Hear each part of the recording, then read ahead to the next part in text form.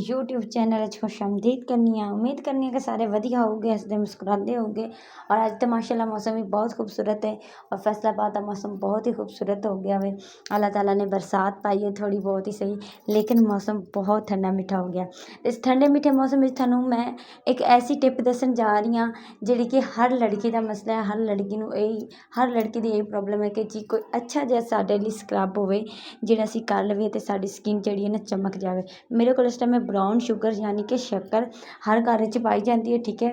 अगर तुहाडे कोल ये शक्कर नहीं तो तुसीं वाइट शुगर नूं पीस के उहदा भी यूज़ कर सकते हो, ठीक है। बाकी रेमडी तुसीं इस तरह ही यूज़ करनी है जिस तरह मैं बता रही हाँ। और बाकी तुसीं जिहड़ा है ना शक्कर भी कर सकते हो ते चीनी का इस्तेमाल भी कर सकते हो।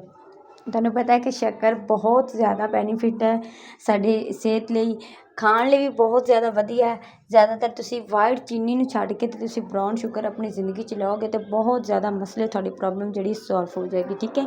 तो इहदे लई आपां की करना वे, इहदे लई आपां 2 चमचियां भर के शक्कर दियां पा लैणियां वे, ठीक है। किसी भी कौली च पा लो, किसी भी चीज़ च पा लो, ठीक है। बाहरों शोर आउण डिया सी अज क्योंकि मौसम जिहड़ा ना बड़ा ही सोहना ते बड़ा ही वधिया बनिया सीगा।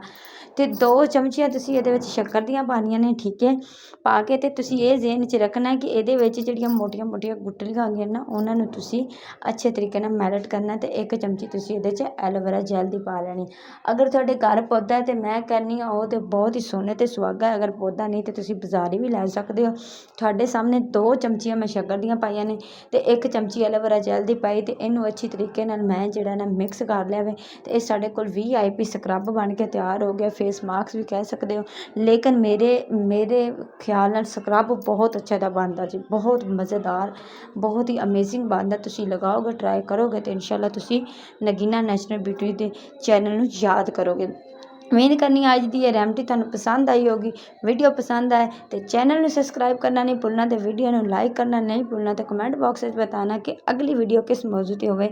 अच्छे अच्छे लफ्ज़ां नाल याद करना, हसदे रहो तो हसांदे रहो, तो मैनूं भी याद रखो, तो अल्लाह ताला नूं भी याद रखो। मिलते हैं फिर अगली वीडियो च।